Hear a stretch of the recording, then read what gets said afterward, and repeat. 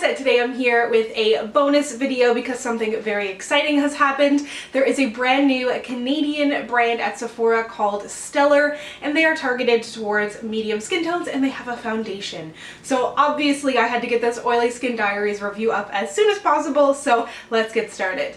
This line launched at Sephora about 3 or 4 weeks ago. It was created by Monica Dole, who is Indian born but Canadian raised, and she was a Much Music VJ. And if you're American, you're like, what is that? Basically, it was kind of like Canada's version of MTV, played music videos and whatnot. So she created this line of makeup to be suited mainly towards people with medium skin tones, because she was always on film, on television, and then just a woman who liked to wear makeup, and she found a lot of the time that she could never find a perfect match for her.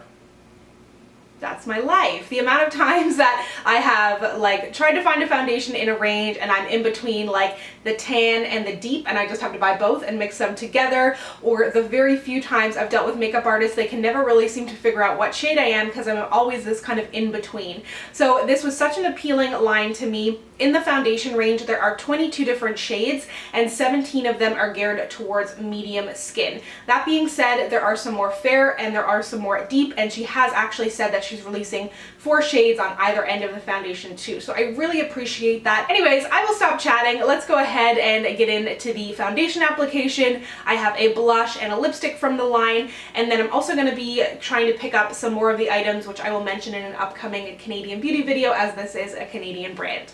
So the foundation comes in a gorgeous plastic bottle with a kind of soft touch matte black top. You also get a pump in here, which is very much appreciated. I'm going to be wearing the shade S16 today, which is listed as being like a caramel shade. Something to note in the bottle, if you do happen to see it in store, this product line is exclusively available at Sephora, but that the bottles kind of wash out the way the color looks. I don't know if it's that it's frosted on the inside, but you can see that these look quite a bit lighter than my actual skin tone. So when I saw them, I was like, oh no. So just keep that in mind. Be sure to get a sample. You can always return things to Sephora as well if they don't work out for you. So I'm going to go ahead and put this on my face now. I'm going to use a beauty blender on one side and a brush on the other. I'm not wearing any primer. I did wear it with a primer yesterday, so I'll talk about that shortly.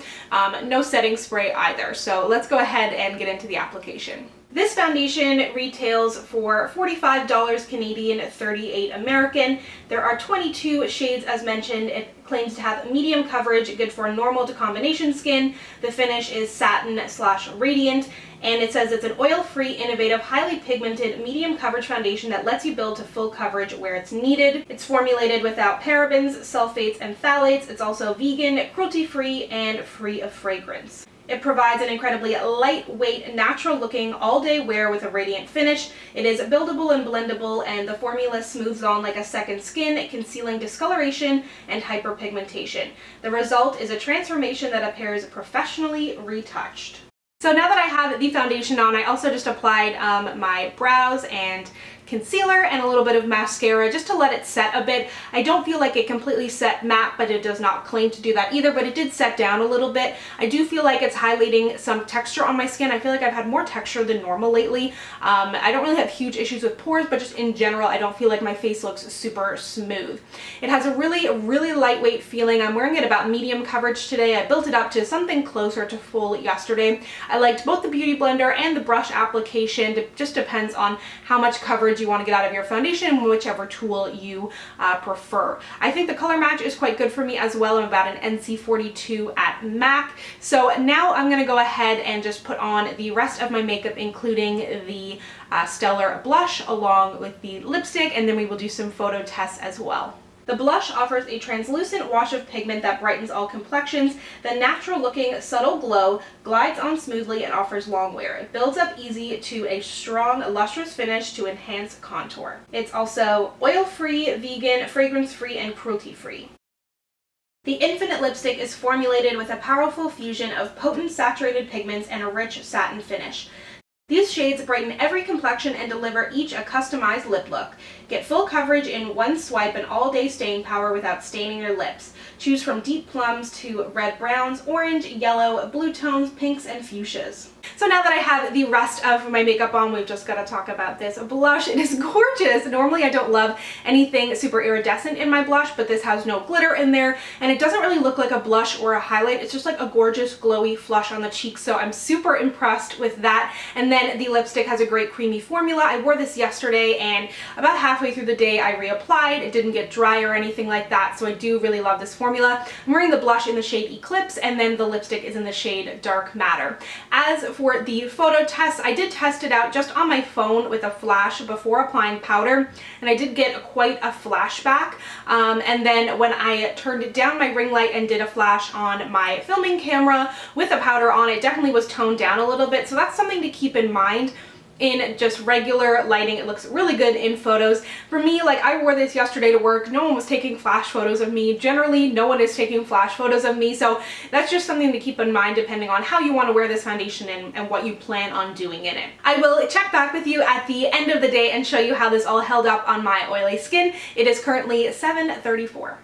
So I am back. It is now the end of my makeup day. It is 5:48, and as you can see, I do have some shine on my face, but I do think it looks really, really good, especially considering that the foundation is marketed as something that has radiance in it. It held up really well on my face. It has not moved around. It's still on my face and nothing is patchy, especially considering the fact that it is such a rainy day. I do not have a coat with a hood, so I spent a good portion of the day to and from work and on my lunch break with my scarf over my head, touching my face, and nothing really transferred off, which is a huge positive for me. I am, however, going to just blot my face and see how it looks after that. So now that I have blotted, I think that it looks really good. I did not blot all day, so I'm super impressed with that. The foundation has not oxidized. As I mentioned earlier, I do kind of feel like it may have highlighted some of the texture on my skin, a little bit of pore action, but that's something that can be fixed with a primer and kind of depends on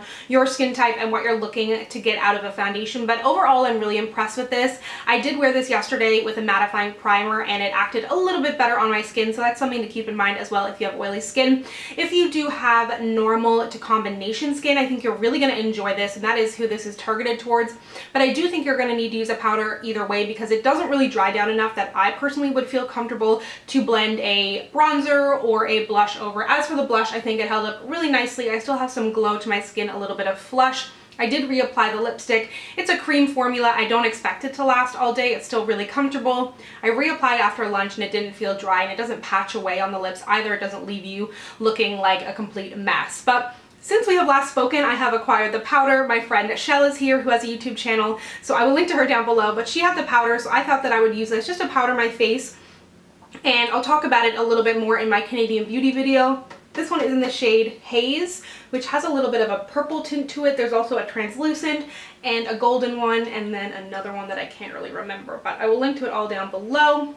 And it's just a really nice, super finely milled, like as soon as I put my brush in there, it kind of just poofed up, but it does feel really nice on the skin. But I'll have to test this out a little bit more and report back. Overall, I really do enjoy this foundation. I would recommend it if you have oily skin, but as I mentioned, a mattifying primer will come in handy. I love that the shade range caters to medium skin tones, but also seems to include people on either end of the spectrum. And I think that the brand itself has a really nice message, and it is all made in Canada, which I definitely appreciate. Thank you so much for watching. If you'd like to connect with me, you can find me on Instagram, Twitter, and Snapchat at SamanthaJaneYT, and I'll see you guys next time. Bye!